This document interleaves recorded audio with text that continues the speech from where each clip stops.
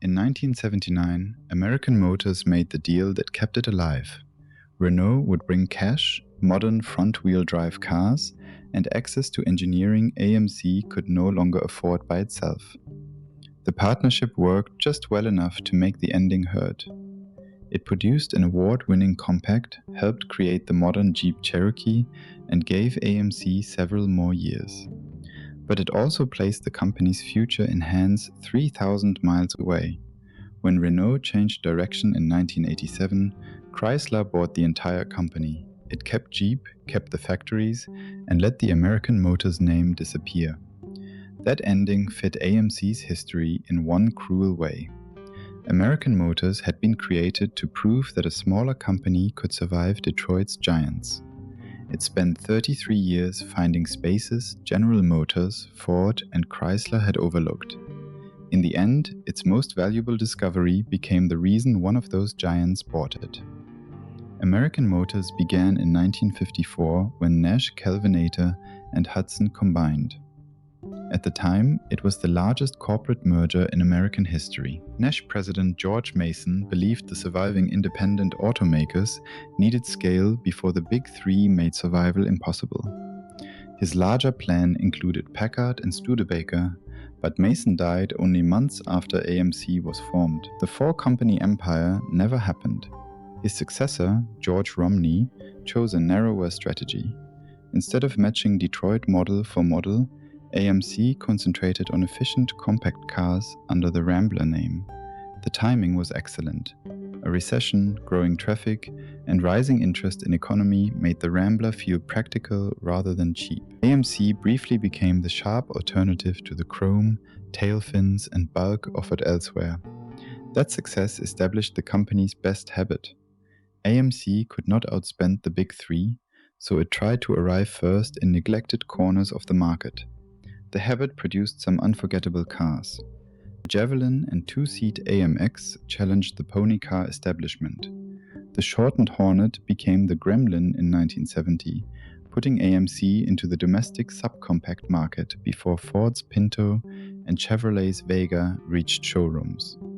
The Pacer tried to give a small car the width and interior room of something larger. The Eagle combined a passenger car body with full-time four-wheel drive years before crossover became an everyday word. Some of those ideas sold well. Others became famous for being strange. All of them carried the same message. This was the company willing to try what Detroit's larger planning departments would not.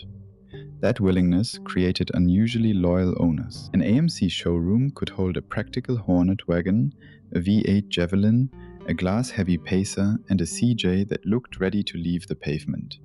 The lineup did not always feel like one carefully tiered family, but it rarely felt anonymous. Owners remember those cars because AMC's limits were visible in them. A roofline, hatch, wheel opening, or shared dashboard could reveal both a clever solution and the budget that demanded it. But clever product ideas could not erase the cost of being small. A new engine, body platform, safety system, emissions package, or assembly plant demanded investment whether a company held 40% of the market or 2%. AMC had to keep stretching old structures, sharing components, and asking one basic platform to perform several jobs. Buying Kaiser Jeep in 1970 looked like another risky stretch. AMC paid roughly $70 million for a business built around four-wheel drive vehicles and government contracts. Yet Jeep gave the company something its passenger cars could not provide: a strong identity in a market with room to grow. By the end of the decade, AMC was producing hundreds of Jeeps a day. The problem was that Jeep could support AMC only if the rest of the corporation stayed competitive.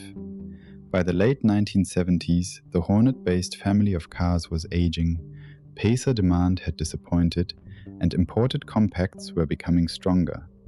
AMC needed a modern front-wheel drive replacement, but its own financial position made a clean sheet program nearly impossible. Renault appeared to solve both sides of the equation. The companies first agreed to sell each other's products. AMC dealers gained Renault's small cars, while Renault gained access to Jeep in selected overseas markets. In October of 1979, the arrangement became much deeper. Renault committed about $150 million in new capital. It initially bought 5% of AMC and received the ability to convert loans into a much larger stake. Together, they planned a new line of front-wheel drive cars for American production. At the time, the partnership looked less like surrender than smart specialization. Renault wanted a manufacturing base and dealer network in the United States. AMC needed money and a modern small car. Renault had the platform. AMC had Kenosha, Wisconsin, and decades of experience adapting products to American regulations and buyers. The agreement also arrived during a second oil crisis, when efficient cars seemed certain to dominate the next decade. Even contemporary critics who recognized the deal as an effective takeover argued that it could preserve competition in the American market. Then the economy turned, Jeep sales fell, and AMC needed more help. Renault's commitment expanded. By 1980, a larger rescue plan could give the French state-owned company majority control. What began as a sales partnership was becoming the financial foundation under American Motors. That distinction is the fatal turn. Choosing Renault was understandable. Building a future that AMC could not finance without Renault meant that every later product decision depended on Renault continuing to want the same future. For 1983, the partnership delivered its showcase car. The Renault Alliance was an Americanized version of the Renault 9, assembled in Kenosha. It received structural, bumper, emissions, climate, transmission, and air conditioning changes for the United States and Canada. Advertising called it European technology built in America. Motor Trend named the Alliance its 1983 Car of the Year. It looked like proof that the partnership had worked. AMC finally had the efficient front-wheel drive compact it needed. Renault had a car built inside the American market, and the Kenosha plant had a new mission. But the victory contained a warning. The car was called Renault Alliance, not AMC Alliance. As the Concorde, Spirit, and other rear-wheel drive passenger cars disappeared, the American Motors badge withdrew from its own showrooms. By the 1984 model year, the four-wheel drive Eagle was the only car line still carrying AMC's name. Everything else was branded Renault or Jeep. That is an extraordinary reversal. The corporation survived, the factories operated, and dealers had products to sell, but the identity the deal was supposed to save was already fading from the grill. Early enthusiasm for the alliance also proved difficult to sustain. The small car market shifted as fuel prices eased, while owners and dealers faced quality and service problems that damaged the car's reputation. AMC could refresh the alliance, add the Encore hatchback, and create the sharper GTA, but it could not rebuild the entire partnership around one compact whose moment had passed. Meanwhile, the best product of the Renault era was wearing a Jeep badge. AMC had purchased Jeep for roughly $70 million in 1970. A little more than a decade later, AMC and Renault engineering resources helped complete the compact Jeep Cherokee. AMC had concluded that buyers wanted a smaller, lighter sport utility vehicle, and it committed roughly $250 million to the program. The 1984 Cherokee was shorter and more efficient than the full-size model it replaced, yet its unibody construction preserved useful interior space. It looked like a real Jeep, drove more like a modern vehicle, and fit garages and fuel budgets that made a traditional full-size utility difficult. Off-road magazines rewarded it, buyers understood it, and the basic XJ design would remain in production for years. AMC had done it again. The smallest Detroit automaker recognized an important segment before the market had a settled name for it. But success now made the corporate imbalance even more obvious. The Renault-branded passenger car operation needed support. Jeep had the durable name, the growing demand, and the product Chrysler could not easily create on its own. AMC was turning into a container around two very different assets: a struggling French-American car program and an increasingly valuable four-wheel drive business. The financial pressure returned quickly.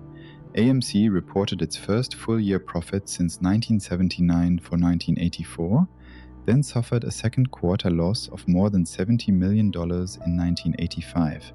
and accepted another Renault loan. By 1986, Renault held about 46% of AMC. Renault had its own crisis in France. The company was losing money, carrying heavy debt, closing plants, and cutting jobs. Supporting AMC had become controversial at home. Renault chairman George Bess still favored the American investment, but he was assassinated by terrorists outside his Paris home in November of 1986. His successor, Raymond Levy, chose to concentrate Renault's resources on Europe. AMC had reached the consequence built into the original bargain. Its survival strategy depended on a foreign parent whose new leadership no longer wanted the American strategy. Chrysler was waiting. The two American companies already knew each other. AMC's Kenosha operation had excess capacity, and in 1986 it began producing rear-wheel drive Dodge and Plymouth sedans for Chrysler. The agreement kept workers and assembly lines busy, but it also gave Chrysler a close look at AMC's factories, people, and ability to manufacture for another automaker. The production contract quietly became a preview of integration. In March of 1987, Chrysler agreed to acquire Renault's 46.1% holding and purchase the remaining AMC shares. Period reporting valued the complete transaction at more than $1 billion, with higher estimates when debt and other costs were included. The deal was approved and completed that August. Chrysler did not need the AMC name. It wanted Jeep, the dealer network, manufacturing capacity, and the new Canadian plant prepared for the Renault-engineered Premier. Chrysler literature from the period made the prize visible. Jeep continued. The Premier became an eagle. American Motors ceased to exist as an independent corporation. The Canadian factory mattered almost as much as the models inside it. AMC and Renault had invested in a modern assembly operation at Bramalea, Ontario, for a new generation of front-wheel drive cars. Under Chrysler, that plant and the Premier program contributed knowledge and capacity to later Chrysler sedans. Even AMC's unfinished future had resale value. The last AMC-badged Eagle wagon was built in December of 1987. It was a fitting final car. The Eagle had combined a familiar passenger car body with full-time four-wheel drive long before crossovers filled American roads. AMC's name ended on a vehicle that anticipated the market, just as the company had done with the Rambler, Gremlin, and compact Cherokee. Calling the Renault agreement a simple mistake would miss what makes this obituary useful. Without Renault, AMC might not have survived long enough to build the alliance, finish the Etched Cherokee, modernize plants, or reach 1987 at all. The partnership bought time and produced real engineering value. The fatal decision was allowing temporary rescue to become permanent dependence, while the AMC identity and passenger car capability disappeared. Once Renault controlled the capital and the replacement car pipeline, AMC could no longer choose independence. When priorities changed in Paris, the company had no separate future ready in Detroit. The final irony is that AMC's people, ideas, and products did not vanish. Jeep grew into one of the world's best-known automotive brands. The Cherokee helped define the modern sport utility vehicle. AMC engineering talent influenced Chrysler's development culture, and the new Canadian plant became important to Chrysler's later sedans. Collectors can see the split outcome in surviving cars. A Rambler represents the strategy that first made AMC successful. A Javelin or AMX shows the company refusing to surrender the performance market. A Gremlin or Pacer makes budget-driven design impossible to ignore. An Eagle looks uncannily familiar beside later all-wheel drive family vehicles.